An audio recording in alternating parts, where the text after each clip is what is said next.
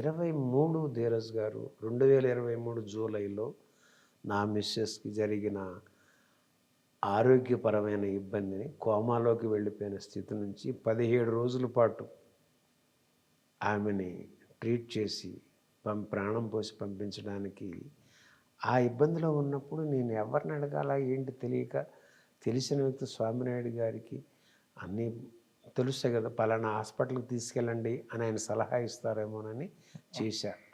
Phone చేయగానే ఆమె పేరు నాకు వాట్సాప్ చేయండి అన్నారు. ఆ చేశాక ఇక అలా అలా అదంతా మొన్న ఎపిసోడ్స్లో చెప్పున్నాను.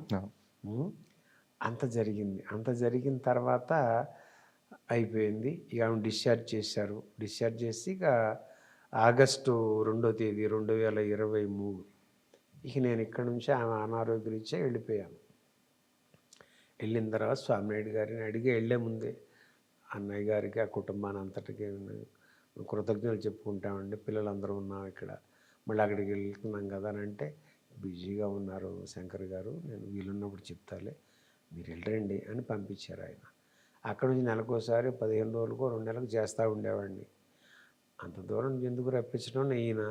తర్వాత వాళ్ళకి అన్నయ్య గారు చరణ్ అవసరమా, వాళ్ళ ధర్మం, వాళ్ళు సంతోషంగా ఏదో చేసేసి పంపించేశారు. దానికి మళ్ళీ నేను వెళ్ళి థ్యాంక్స్ చెప్పి ఎదురు చూస్తారా?